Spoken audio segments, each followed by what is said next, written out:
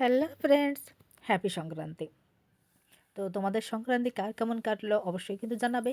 তো আমাদের এখানে একটা ট্রেডিশনাল কি হচ্ছে যে এখানে কিন্তু সবাই কিন্তু বাড়ির সামনে সবাই প্রতিদিন কিন্তু সকাল সন্ধ্যায় যে কোনো এক টাইমে কিন্তু এরা বলা হচ্ছে মুগ্গ বলে, অ্যাকচুয়ালি আমরা যেটাকে বলি রঙ্গোলি বলি।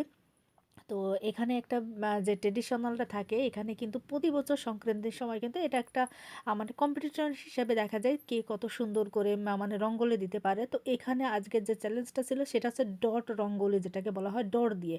কেউ এমনি যে কোনো ধরনের ছবি আঁকলেই হবে না, তো এটাতে করতে হবে ডট দিয়ে। যে কোনো একটা হিসাব করে, ডটের একটা হিসাব আছে, সেই হিসাব ধরে দেখা যাচ্ছে 13টা 14টা 15টা যে কোনো, কিন্তু ডট হতে হবে, ডট দিয়ে সেগুলো ডটগুলো দিতে হবে।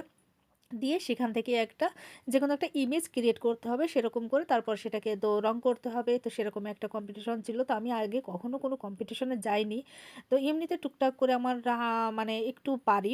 তারপরেও দেখা যাচ্ছে আমি কম্পিটিশনে যাইনি, তো আজ প্রথমবার কম্পিটিশনে গেছি। তো ওখানে গেলে কি হয়, আমি যতটা পারি না কেন ওখানে একটা মানে মেন্টাল প্রেশার থাকে যে আমি কি করব কি করব না, কিভাবে করব, একটা টাইমিংয়ের ব্যাপার থাকে, আরও 10টা লোকে দেখবে।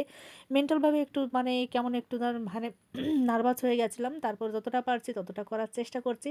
তো দেখো এখানে কিন্তু আমার মতো অনেকেই ছিল, টোটাল দিয়ে 52 জন এখানে পার্টিসিপেন্ট করেছিল। তো 52 জন করছে, কিন্তু এই যে অনেকেই আছে দেখো, এই যে মোগোগুলো এগুলো কিন্তু দেখতে অনেক সুন্দর হয়েছে, কিন্তু এটা কিন্তু যখন জাজরা দেখেছিল তখন ওটাকে কিন্তু মাইনাস করে দিয়েছিল, কারণ যেটা বলেছিল ডট দিয়ে করতে হবে, এরা যেহেতু ডট দিয়ে করেনি তাই এগুলোকে কোনো কাউন্টিং হিসেবে ধরা হবে না, এগুলো বাদ দেওয়া হয়েছিল।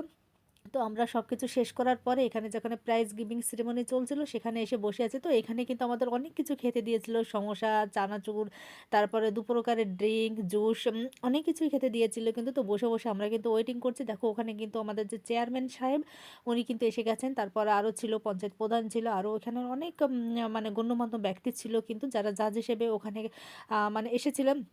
তারা সবাই বসেছিল আর আমরাও কিন্তু এখানেও বসে আছি আমাদের প্রাইজ গিভিং সেরেমনিটা দেখার জন্য। এখানে আমার একটা দিদি আছে, দিদি আমি দুজনেই কিন্তু পার্টিসিপেট করেছিলাম। তো কি এগুলো কিন্তু খুব সুন্দর হয়েছে। এবারও অনেকটাই আছে, দেখো আরও যারা যারা যেগুলো করেছিল সেগুলো আমি তোমাদেরকে দেখাচ্ছি। দেখো এগুলো কিন্তু সব কিন্তু ওখানে যারা যারা অংশ নিয়েছিল তারা সবাই কিন্তু এইগুলো করেছিল। দেখে এরা কিন্তু কলকাতা সেই আমাদের ইনসিডেন্টটা। তো অনেকেই খুব সুন্দর করেছে, আবার অনেকেই খুব বেশি ভালো করতে পারেনি। এগুলো দেখো সব কিছু ডট দিয়ে, ডটের বাইরে যেগুলো সেগুলো কিন্তু আমার কোনো জাজ হবে না, পাশে ফেলে রেখেছিল। অনেকগুলো হয়েছিল খুব খুব সুন্দর করে কিন্তু তারা এঁকেছিল, কিন্তু দুর্ভাগ্যবশত তারা ডট দিয়ে করেনি, তাই সেগুলো বাইরে রেখে দিয়েছিল জাজরা। যারা ডট দিয়ে করেছে তাদেরটাই শুধু ফার্স্ট সেকেন্ড থার্ডের মানে কাউন্টিংয়ে এসেছে।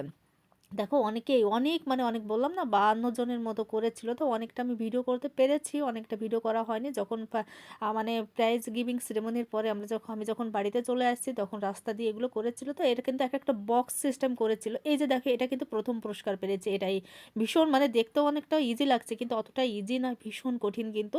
তো প্রত্যেকের কিন্তু একটা বক্স সিস্টেম করে দিয়েছিল, বক্সের ভেতরে ওখানে বক্স যতটা বক্স ততটাই তোমাকে করতে হবে। তো যতটা পারি ততটা করার চেষ্টা করেছিলাম, জানি না তোমাদের মানে কাছে কেমন হয়েছে।